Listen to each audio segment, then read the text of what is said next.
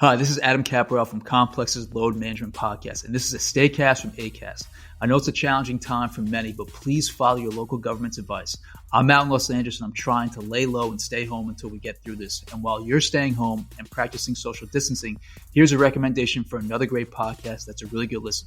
Try the Watch Less podcast from the Complex Pop Culture Squad, available on the Acast app or wherever you get your podcasts.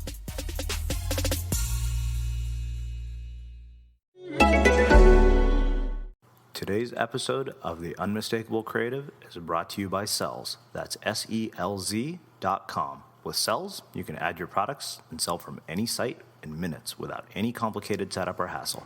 They handle the payments when a customer buys and send you the money while providing your customer with a completely seamless experience. In spite of all our communication technology, no invention is as effective as the sound of the human voice. When we hear the human voice, we instinctively want to listen in the hopes of understanding it, even when the speaker is searching for the right words to say. That's because the human voice resonates differently from everything else in the world.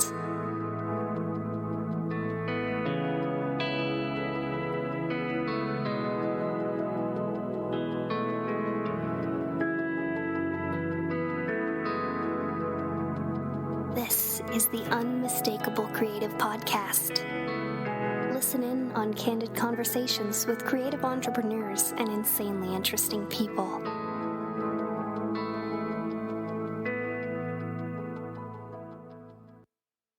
In this episode of The Unmistakable Creative, I speak with Matt Kepnes. After a trip to Thailand in 2005, Matt decided to quit his job, finish his MBA, and head off into the world. What started out as a one-year trip has turned into a 7-year journey in which travel has defined his life. Matt, welcome to The Unmistakable Creative. Thanks for having me. I'm really excited to be here. Yeah, well, I mean, people who are listening probably don't know, but this is the second time we've had to do this. Fortunately, you sound about 1,000 times better. Thank God, Skype is working for both of us this time. Oh, well, let's hope so. We got a whole hour here. You never know. Yeah, that's true. We've just started, but the way things are sounding, I'm very happy. So, Matt, let's get to it.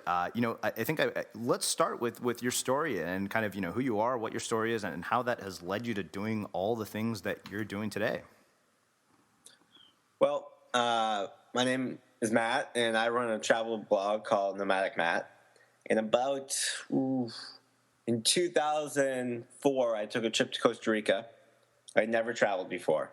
I can count on one hand where I went to with my parents. But I'd never been overseas, a place I needed a passport, never been anywhere on my own.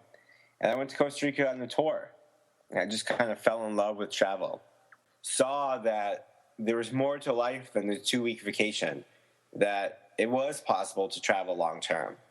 So decided right then and there to quit my job, came back home, quit my job, finished an MBA I was studying for because I had originally planned to just take a year off and then come back and use that degree.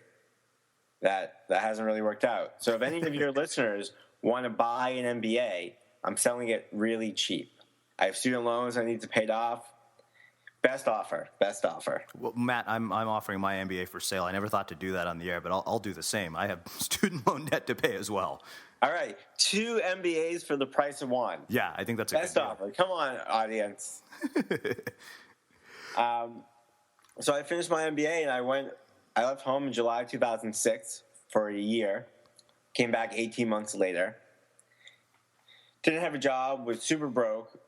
Sat down in a cubicle because I eventually got a temp job, and I realized that the last year and a half, it was like it never happened. There I was, back in the cubicle, doing absolutely something I despised. So I thought to myself, what is it that I really want to do? And it was travel more. And I thought, well, what job could I do that would let me travel more? Travel writer, that sounds great. So being a product of the internet age, I did what most of us do when we want to find a job. I went online, and I started a blog. I thought, all right, well, I'll have this website. People can find me. I can use it to submit to editors. And long story short, over time, it just kind of grew and grew as more people came to me to ask the question, you travel the world. How can I do it too? Mm-hmm. And here we are in 2014, close to 6 years later. April will be my 6-year anniversary. And I'm just helping as many people as I can to help get them on the road, to inspire them to travel more, to prove that travel isn't expensive and you can, go anywhere in the world you want. Well, Matt, let's do this. Let's take a few steps back to the beginning of this. I mean, I think that one of the things that really kind of struck me that I think is interesting is you said you had never traveled anywhere before other than where you were with your parents. And so this is like a drastic change in sort of worldview and a perception of how things are. And, I'm curious, are there things, and maybe travel isn't the thing for somebody, but there are other things that they want to experience sort of a drastic change. What I'm finding, the more and more I talk to people, I find that sometimes it's a significant emotional experience that causes change, and for you, that's what this sounded like. And I'm curious, regardless of whether it's travel or not, I mean, what do you think it is that what can we do to experience that significant emotional experience that causes these kinds of changes? Well, for me, I went away on that original trip because I was working, and I thought, what do you do when you have a job and 2 weeks vacation a year? You take a vacation, right? So I was following the path laid out before me, and that led me to the path that I am on now, which kind of, there's some irony there. Uh-huh. But I think, to make the change to go from I've never traveled to that's all I do now, I think it's hard for people to, make such a drastic change. So what was good for me, and what I recommend to a lot of people, is, take the baby step into, the shallow end of the pool, right? So for me, that was going on a tour. Mm-hmm. I took a 2-week tour. I didn't go by myself. I went on a tour with a big company. I spent I had vetted them. I followed all their rules. I bought everything they said on their list. And that sort of wet my feet into, travel, because it made me comfortable then reaching out and doing it on my own. And I think a lot of people say, well, I would love to do that too, but I can't do it like you do it. Well, you don't have to do it like I do it. Do it in a way that's comfortable for you. Mm-hmm. And often that's just taking like the small step, taking that first step. Yeah, I love this. I mean, God, I wish this was a conversation that happened more often. I mean, I think that, obviously the internet perpetuates the basically bail out, on everything and leave. And of course, we see your life, Matt, through the pictures you post, through the stories you tell. But I know there's another side of this. I mean, I've even read some of the stuff you've written about it. I mean, it isn't all just fun and games. It's not just glory and sitting on a beach drinking Mai Tais. There's some pretty dark parts of it. Like, I remember seeing, I think something you wrote on Medium, you're saying, yeah, it's lonely at times. Yeah, when you're on the road, when you're doing what I do for so long, and I was pretty consistently on the road for 7.5 years. There's ups and downs. You get lonely. It's hard to really have a girlfriend or a relationship when you're moving every couple of months.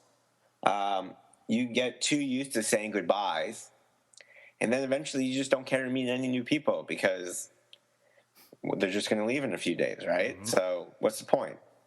Yeah. So you do get like highs and lows, and then after a while you're like, what do I need to go see, that church for, or that waterfall? I've seen a million of them. So the grass is always greener. But I think that it is true for a lot of things. When you do something so often and for such a long period of time, there are going to be sort of low points when you just don't care anymore. Mm-hmm. So it's always good to step back. Whenever I feel this way, I either come back to New York City where I have a home base, or I'll just stay in a destination for a really long time and watch movies and sit on Facebook. And eventually I'm going to get bored of that and be like, man, I really miss, traveling. I can't wait to go see more churches and temples and waterfalls. Yeah, let's do it. And then you go out again. You're really excited to meet people, and you get reinvigorated and fresh again. Okay, 2013 was a really good year for me professionally, but a lot of my travels was related to business. Conferences and book tours and meetings and everything in between. I felt really burnt out by the end of the year, and I, for 2 months, sat in New York City. And then I went to Nicaragua, and now I'm really reinvigorated, and I'm planning 1,000,001 trips in my head because I was just traveling. I was doing what I used to love to do and still love to do, going on my own, exploring places at my own pace. And, once you get back into it, you realize what made you love it in the first place, and now I'm just hooked again. It's funny, you bring up the goodbyes, and I remember one of my friends said, you shouldn't be friends. I lived in Costa Rica for 6 months, and one of my friends said, what's the point in being friends with the tourists? They're all leaving. And I remember distinctively once it happened, I spent 2 weeks hanging out with a friend, and I realized, oh, wait a minute, you're not going to be here. And it's really an interesting thing. I mean, I think that, we sort of glamorize this idea of not being tied and being completely free, and yet I think that we have this, we have a need for roots to some degree. And that's why, when I listen to you talk about coming back to New York and actually enjoying it and, sitting around doing nothing, it sounds crazy, right? To think, who the hell would enjoy that after they've been on the road? But, sometimes the nicest thing to do is to come home and be like, this is great. I'm perfectly happy sitting here on a couch, surfing the web. Exactly. People go on vacation to do what I'm doing. I go on vacation, and I do exactly what people do in their everyday lives. I sit at home, I turn on Hulu Plus, I order delivery, I sleep, and I'm like, do not bother me. But we all need our batteries recharged. Well, Matt, let's do this. Let's shift gears a little bit. Let's talk about this whole baby step idea of getting comfortable and putting your feet in the shallow end of the pool. I think that a lot of people will hear that and they'll be like, well, that sounds great, but, how do I still start? I mean, I think that one of the hardest things for most people is just to start. Sometimes they don't know where to start. They don't know how to start. And then, of course, there's sort of the motivation to start. And I'm curious kind of how you deal with all of those elements of this. I mean, when you were at the, very beginning of this, how do you get past those initial mental hurdles? Well, in the beginning, it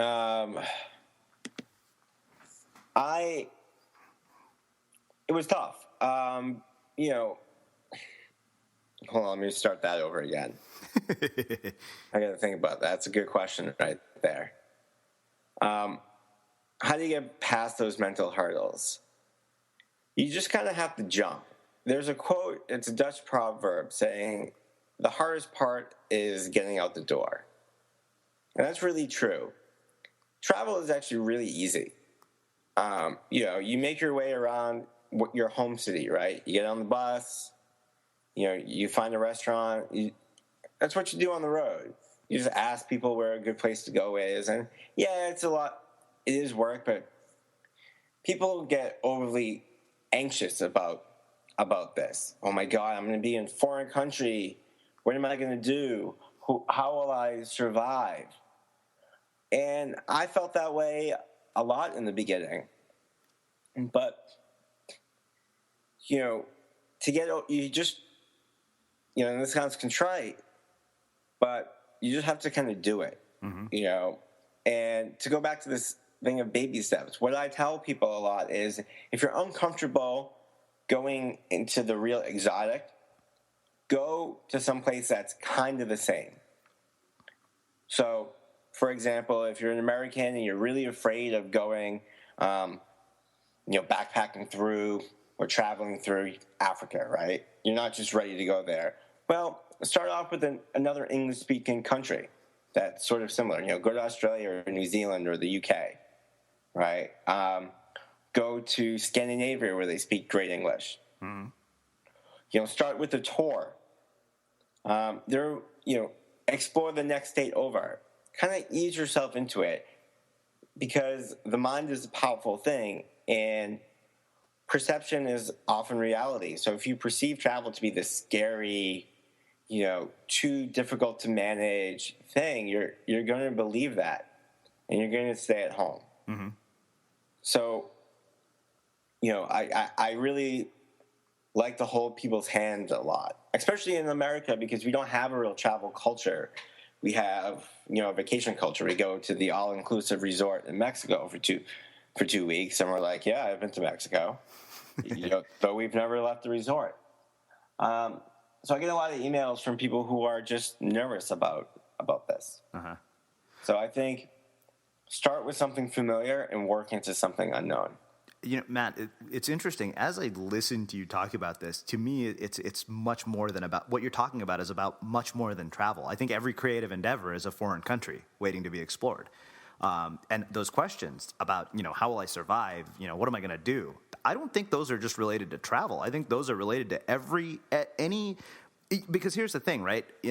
Whatever it is foreign to us now, whether it's a country, whether it's a creative endeavor, whether it's a project, whether it's a new job, whether it's a, crazy idea. Every one of those is a foreign country in some way or another. And what you're talking about really is a metaphor that applies to everything in our lives. Wouldn't you say?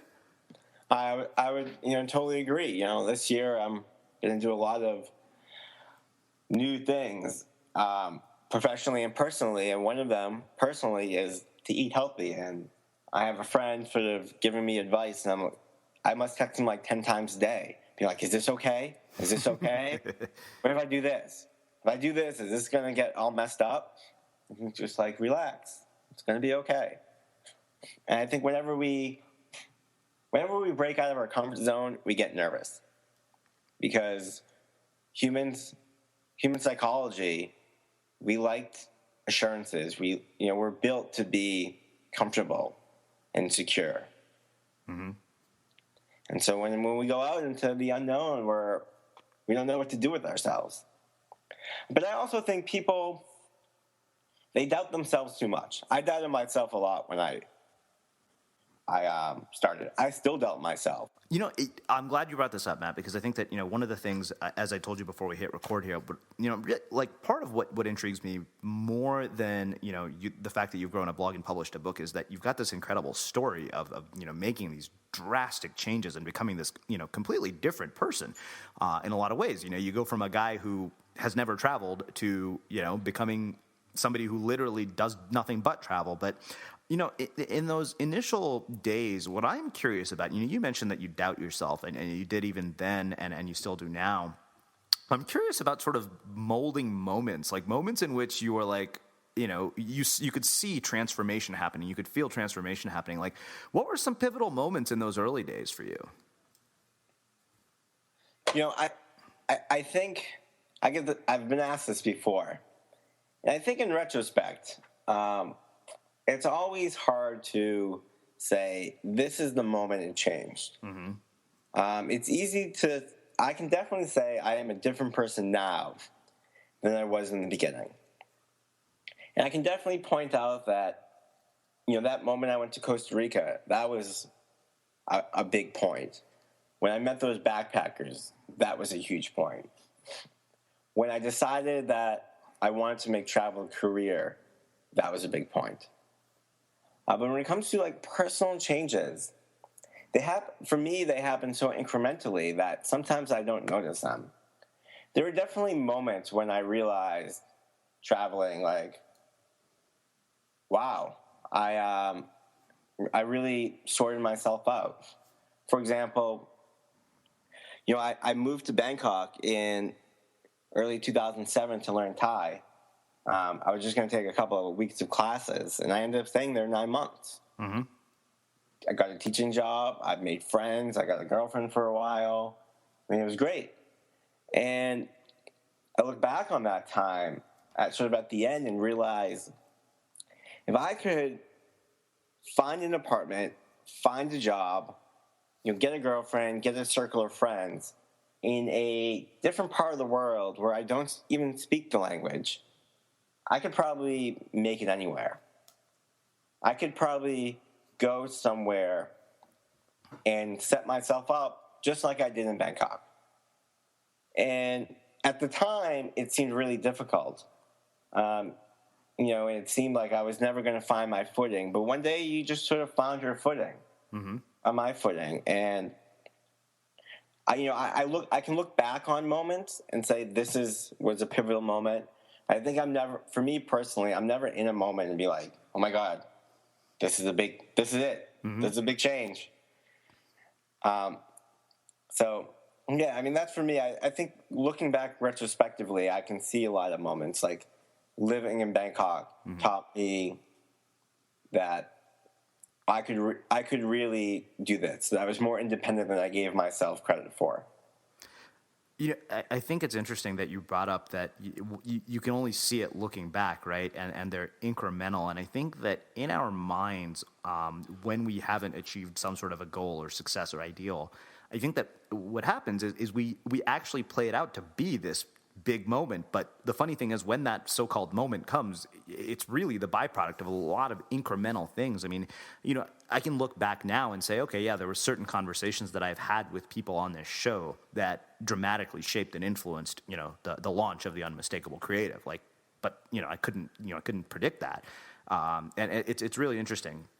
And I think that's something that we have to get our heads around. It really, I mean, I think it just speaks volumes to the notion that, small steps matter. Small steps make a big difference. And that every single day matters. It's not just, hey, I'm going to show up, I'm going to do this one big thing. I think it's really, it's sort of that difference between the marathon and the sprint, that it really is a marathon in my mind to do anything that is remarkable work or interesting work or creative work. Well, it's I think it was Lao Tzu. The journey of 1,000 miles starts with a single step, right? Yeah. And I mean, I recently saw a friend. He's like, "Oh, you look a little bigger. Have you been going to the gym?" And I have. But when I look in the mirror, I don't really see a lot of change. But I look in the mirror, I see myself every day. So you don't really notice it until one day I'm going to be like, "Oh wow, look, I do have those abs." Right? I mean, that's going to be many months from now. I have a hard time giving up pizza. Yeah. I'm not giving up pizza. That sounds like a terrible idea. Yeah. It's really difficult. And you're in New York at the moment, right? Yeah. That sounds like a disaster. I don't know how you're doing it. I live next to 3 pizza places that sell dollar slices. Yes, yeah, that would be an epic fail of an experiment for me. Yeah, and they're open really late. So after I come back a couple of cocktails with my friends, I'm like, I'm kind of hungry right now. And there's dollar pizza. It's really hard to say no. Mm-hmm. So Matt, let's do this. Let's shift gears a little bit. Let's talk about writing.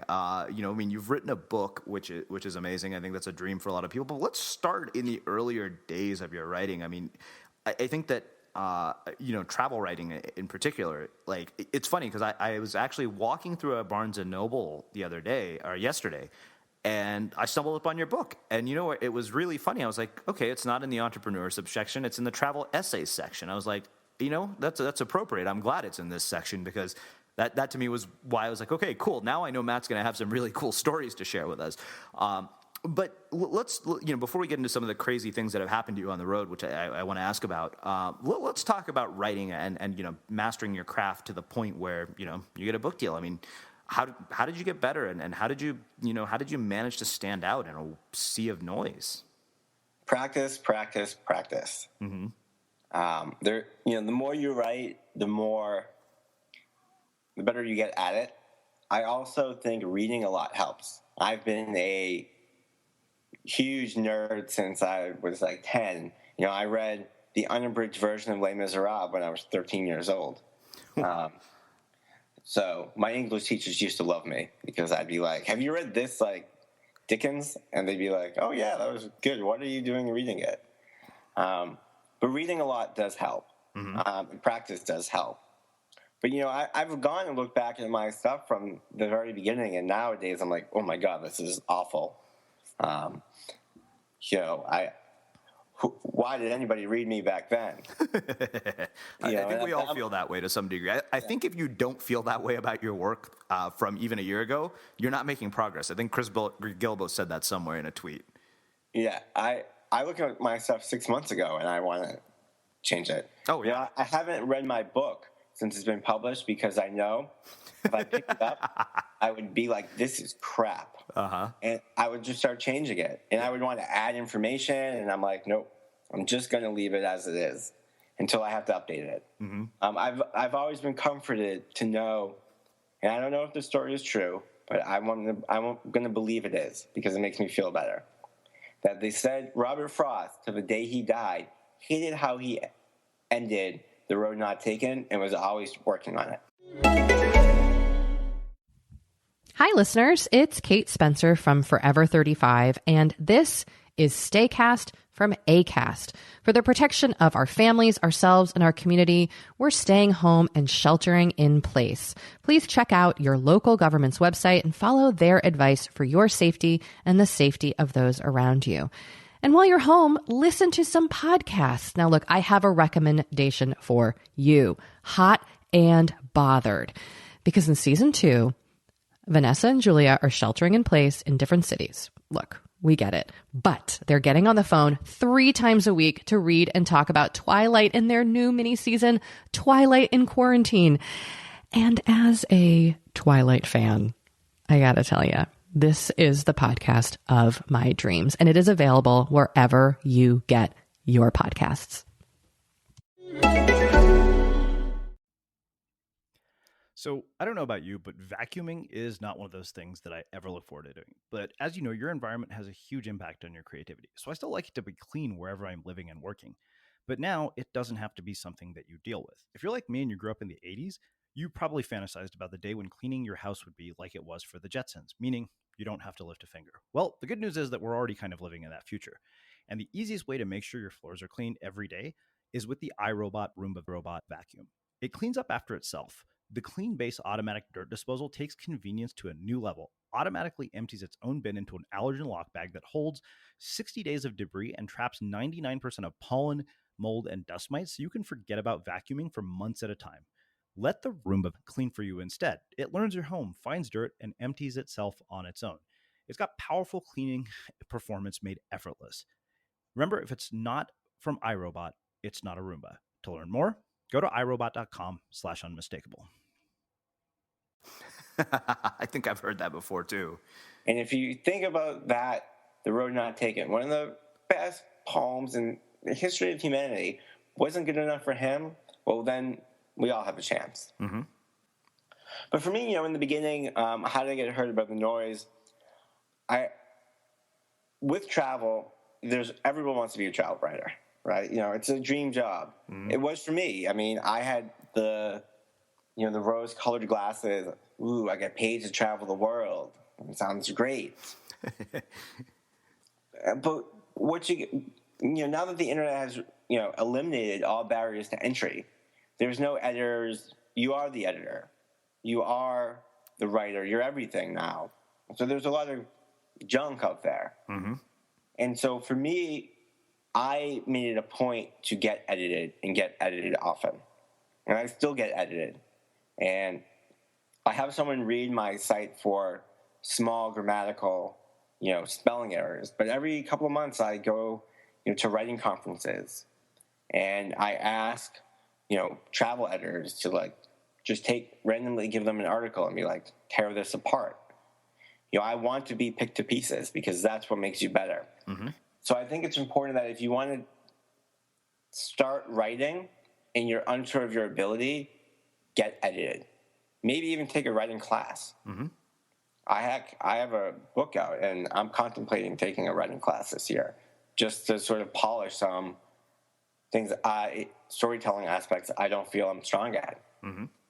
But, like anybody at their craft, they want to get better. If you're really serious about what you do, you need to make a serious effort to get better at it. And that means writing a lot, listening to people who are better than you, and getting edited and taking classes to improve. And also understanding the fact that your writing is never about you. It's about the reader. You don't care that I went to Mexico. Nobody does. I don't want to read about your great life while I'm in the cubicle. What I want to read is a story that puts me there and makes me think I can be there too. And so good travel writing, and I think good writing, places the reader in the story itself and gives them a taste of culture and life in some exotic place that is really different from their own. And that inspires them to maybe go seek out the unknown and shows them that they too can go do this. Mm-hmm. And so I recommend to a lot of new writers, like, that's good writing. Those were lessons imparted to me by better writers and editors. People I look up to. I mean, I'm really, really self-critical of my writing. I don't know why anybody reads me. Once in a while, I'm like, oh, that was really good, but I'm overly critical. But one thing that was told to me by someone I really respect, he said, one thing I really like about you, Matt, compared to other bloggers, is that you make the stories about the reader, not about what you did today. Mm-hmm. So. Yeah, I love this. I mean, I think I'm very glad you talked about craftsmanship and sort of never being satisfied. I think I may have mentioned this before. I was listening to this interview with Judd Apatow, which is it's one of the few podcasts I actually will dabble into. And I mean, to listen to him talk about craft and how much time he was willing to put in and how bad he was willing to be in order to get good. And constantly learning from the people who are the best. I mean, it was, one of my favorite lines from that interview that I heard with him. He said, he's like, every day is day one for me. Every day is the first time I'm doing this. And I have to do my best. I have to knock it out of the park. I'm not resting on my laurels because I've created, these iconic things. We're starting over with a blank page and a clean slate every single time. And we're trying to basically get as good as we can be and doing our absolute best. I think there's this subtle distinction that is, I see in people who are phenomenal at what they do and people who are just good. And it's simply this. It's like there are people who basically know what's good enough for an A, but they also know it's not their absolute best. And the people who just put in what's good enough for an A, I think, are the ones who get buried in the noise because, I mean, there's so much competition. And, Ryan Holiday said, he's like, this is a ruthless battle for attention. And really, at the end of the day, quality rises to the top. There's no question about it. I mean, it's what I'm witnessing more and more. Some of you guys have asked us, what do you guys look for in your guests? And we're like, we want to know that they're really good at what they do. We want to know that they're unmistakable. So, and you're right. I mean, I think that it's all about going back and looking at it. I appreciate that you brought up the idea of taking writing classes and doing things. I mean, you're a published author and, you're not satisfied with the quality of your craft. And I think that to me is regardless of whatever it is, whether you're a writer, whether you're an artist, I think that all people who create art of any form have that sense of devotion that, hey, I'm not going to rest until I die, basically. In terms of the standard I've set for what I'm doing. Well, exactly. And like Ryan said, it's really ruthless on the web. You have to always be striving to be better. Perfection will never happen. It's always about progress. But I always try to strive to be perfect because that pushes me forward. Mm-hmm. And, you really have to be trying, and evolving and getting better because it is about quality. There's all these, sites with low quality articles that filter up through Google and, content farms and what have you, but people really want to read good stuff. Mm-hmm. Our mutual friend Steve Cam from Nerd Fitness, I was talking to him one day and I said, Steve, you write really long posts. Why is that? And he said, if you write really long posts, the people who read it are committing to your site, and so you get better retention from your audience. So I was like, that's a really good point.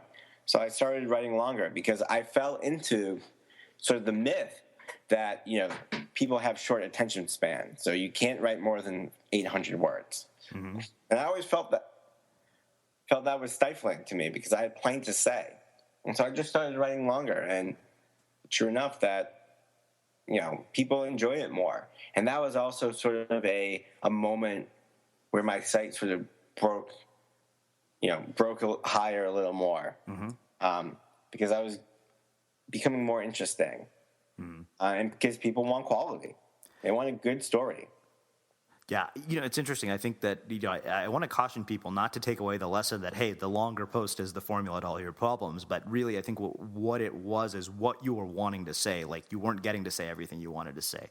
I think that's the more important lesson in my mind is that, hey, if you've got something that you just feel very compelled to say, I think that, we hold back on that so often. Oh, yeah, definitely. I mean, my post last week was like 450 words. Say what you need to say in the amount of words you need to say it. Yeah.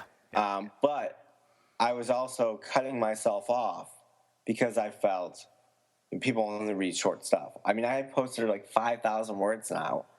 So it really depends on what you're writing about and the message you're trying to deliver. But, it doesn't matter the word count. It matters the quality of the writing. Yeah, definitely. Well, Matt, let's do this. Speaking of quality of writing, let's shift gears and let's talk about the book. But I want to frame this a very different way than I normally do because I think it'll be fun. I'm very curious to see it. Your book is called How to Travel the World on $50 a Day. And rather than talk to us about how to do it, how about, in the spirit of honoring everything you talk about, tell us a crazy story from your time on the road that involves $50 a day or even less than $50 a day. Ooh, less than $50 a day. Well, that's easy too. Let's see. Crazy stories from the road. All right. There was the time when I traveled through Vietnam on $8 a day. Okay, let's get into that then. How the hell do you do that? I mean, $8 a day. I don't think I can. I mean, considering you're in New York, I jokingly tell people, part of the reason I don't like New York is you might as well walk out of your, wake up each morning and throw dollar bills out your window. Oh, tell me about it. I went to a friend's birthday a couple of days ago. 2 hours, couple of drinks, spent $50. I was out for 2 hours. Yeah. I had 2 drinks. Oh. And yet you did $8 a day. So talk me through this. $8 a day through Vietnam. What's possible with $8 a day?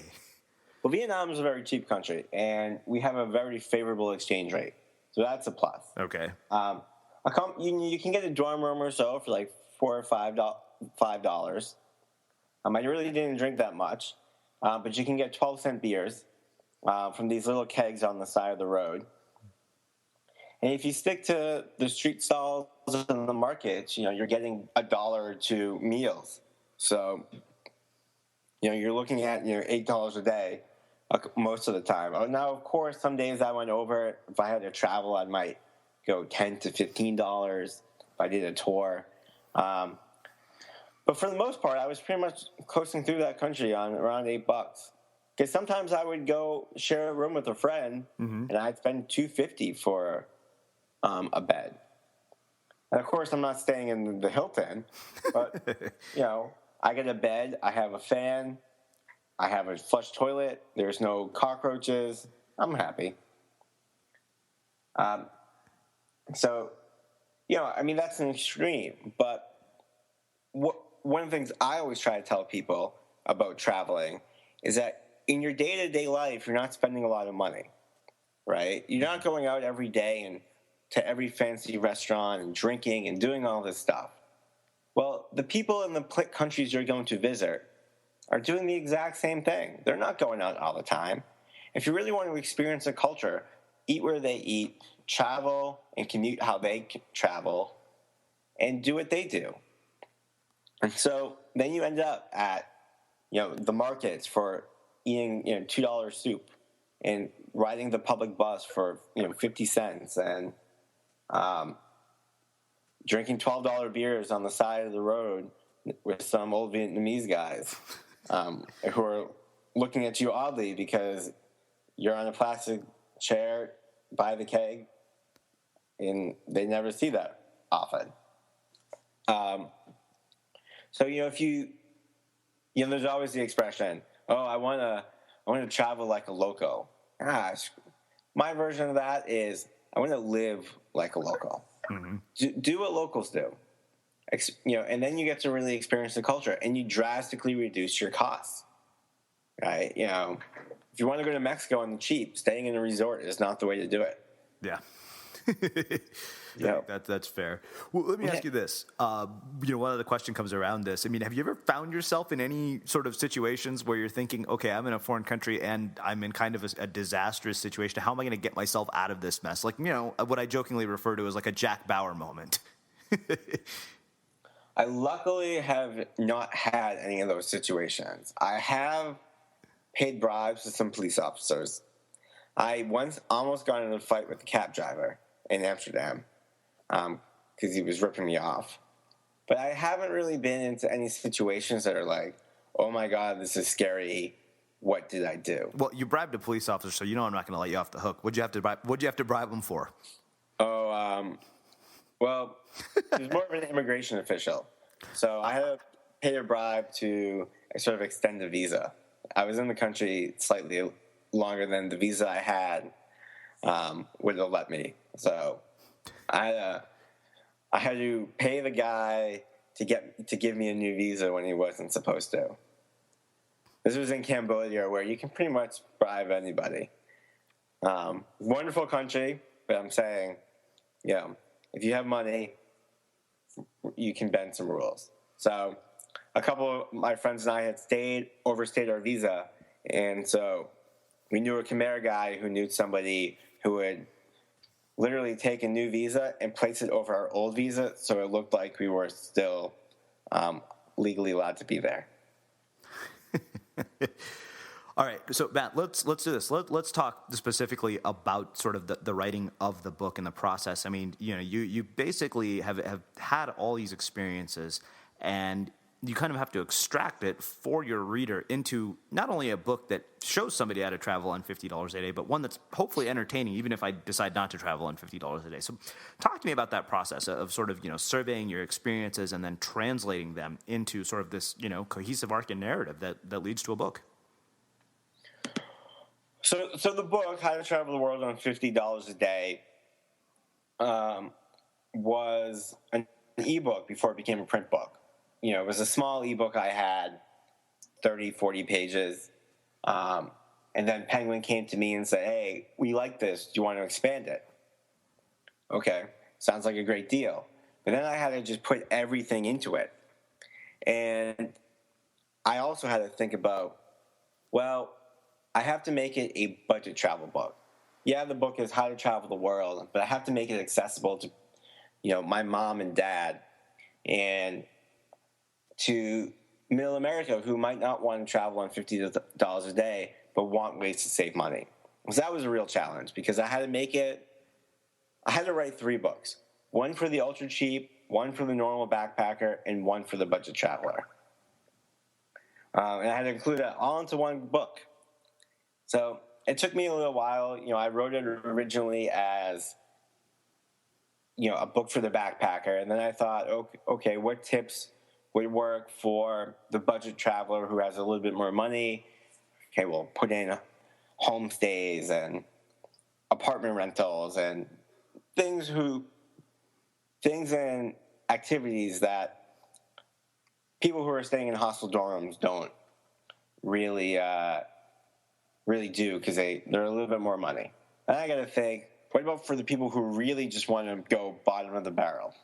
Because I have plenty of people who go, $50 a day, I can do 20.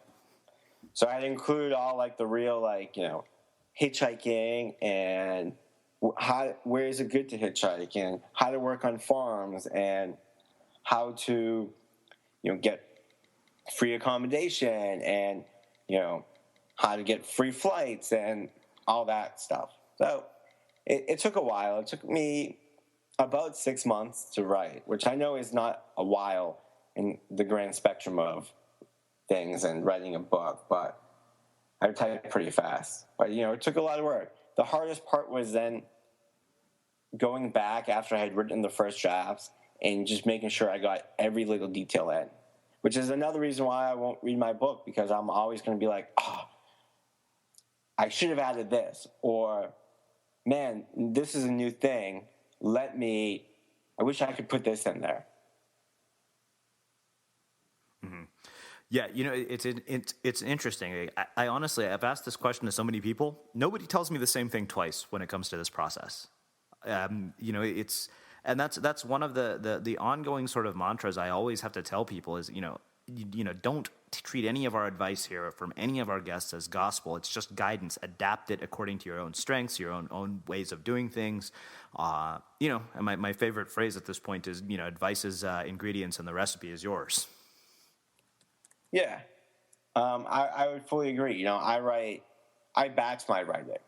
I'll sit down and I will just pour out everything in like a 2-hour, blog. I'll write like 10,000 words.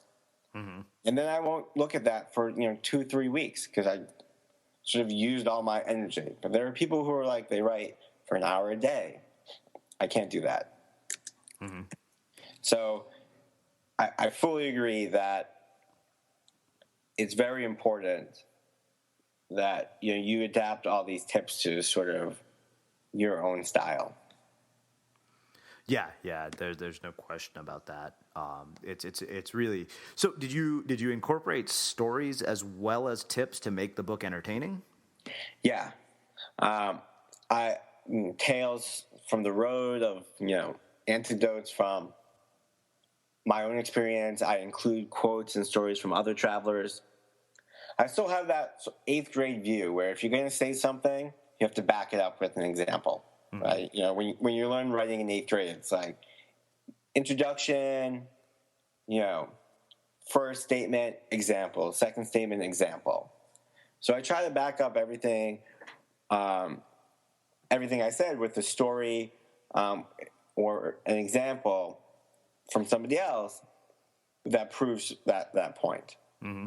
right? And multiple points as often as possible. So there's a lot of stories in there, people losing cards and getting robbed and what they did.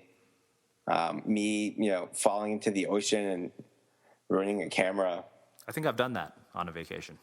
I have too. I went to go get this angle of this town in Italy, Manarolo. It's in Cinque Terre.